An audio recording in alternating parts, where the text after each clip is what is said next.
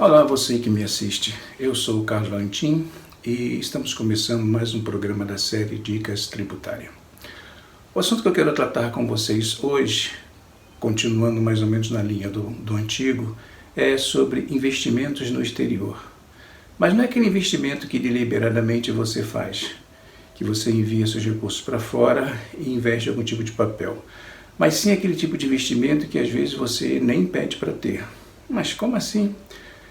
Existem muitas empresas, a maioria delas das multinacionais, que utilizam certos programas para reter pessoas, para premiar pessoas, para bonificar pessoas que se destacam em suas organizações, que é o chamado Stock Option.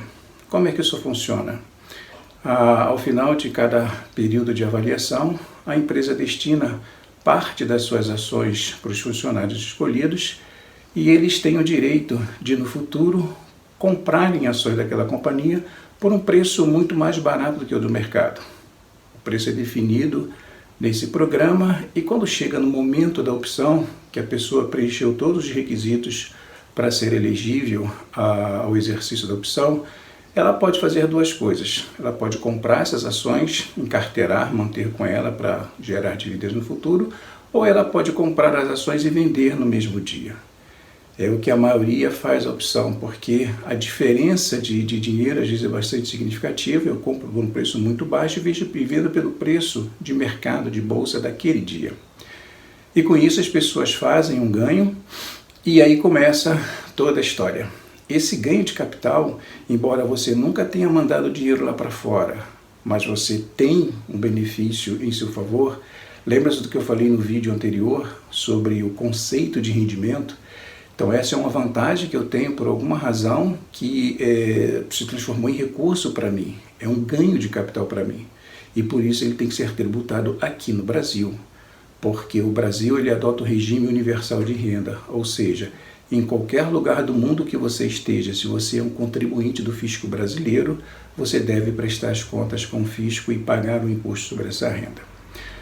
Agora, o que acontece é que muitas pessoas não sabem disso ou pensam que o fato do dinheiro estar lá fora, ter criado um valor para mim lá fora, porque eu posso fazer esse exercício de opções, eu posso exercer as opções, comprar as ações e vendê-las no mesmo dia e não trazer o dinheiro para o Brasil, deixar o dinheiro lá.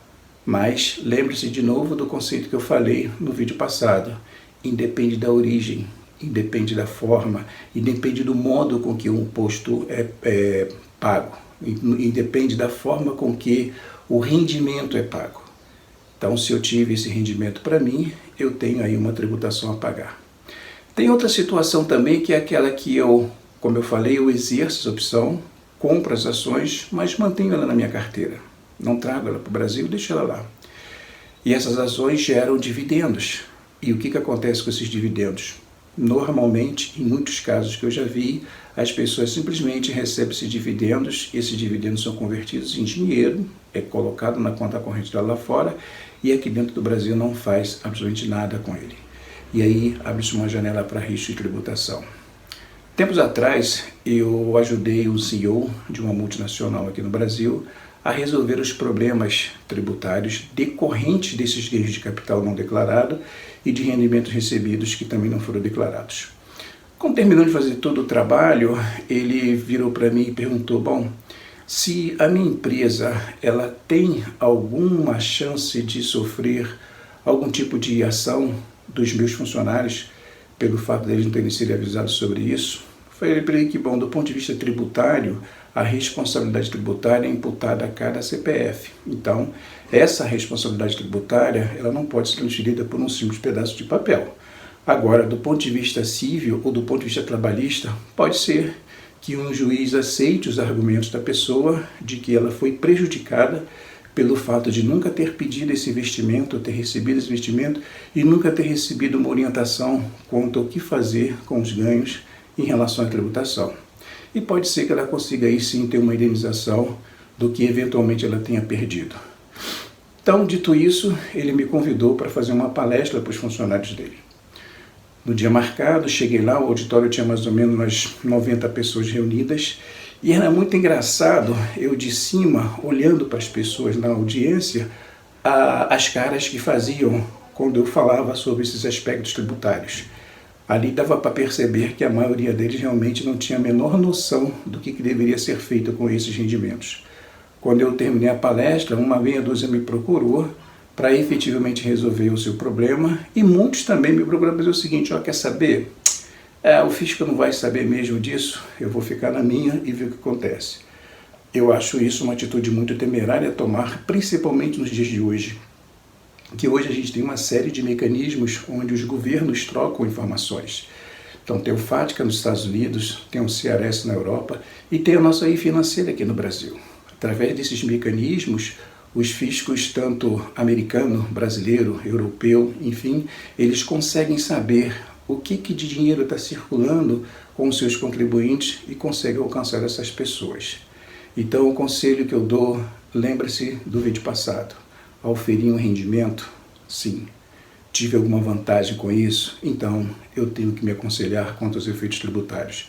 Nesse caso do Stock Option, quando eu exerço a opção, compro a ação e vendo e gero um ganho de capital, eu tenho que pagar o imposto aqui no Brasil, que o imposto é de 15%, e ele é pago até o último dia do mês subsequente ao mês que aconteceu o fato. Recebi dividendos, no mês que eu recebi dividendos, eu devo declarar aqui no Brasil como rendimento naquele mesmo mês e recolher o imposto como carnê-leão. Fazendo isso, você não vai ter problema nenhum e pode desfrutar aí tranquilamente dos seus investimentos no exterior. Agora, deixa eu só dar mais uma dica para aqueles que pegam sim, esses pegam seus recursos e mandam para o exterior. A melhor coisa que você pode fazer é mandar esse recurso como disponibilidade, deixar ele numa conta corrente, sem oferir qualquer tipo de rendimento, que aí você pode transacioná-lo como se fosse compra e venda de moeda e pagar um imposto sobre isso, que você tem uma certa vantagem, que a gente pode conversar numa outra ocasião. Porque se você coloca esses valores em um time deposit, por exemplo, que é equivalente ao nosso CDB aqui, que ele pague juros trimestrais, mensais ou semestrais, todas as vezes que os juros foram pagos e cair na sua conta lá fora, a sua obrigação tributária nasce ali. Você tem que calcular um imposto e recolher como que fosse aqui no Brasil, como se fosse rendimentos. E isso, de novo, tanto faz se você traz o dinheiro para cá ou não. O dinheiro caiu na sua conta lá, ele já é considerado como disponível para você. Lembre-se que o fato gerador do imposto de renda é a disponibilidade econômica ou jurídica de uma renda. A disponibilidade econômica é aquela que já está no seu bolso e a jurídica é aquela que você pode pegar e colocar no seu bolso a qualquer momento. Bom, esse foi o papo de hoje e espero ver vocês na próxima. E lembre-se, participem, meu e-mail está aqui embaixo, qualquer dúvida podem escrever para mim e vamos continuar trocando essas ideias. Valeu, um abraço, tchau!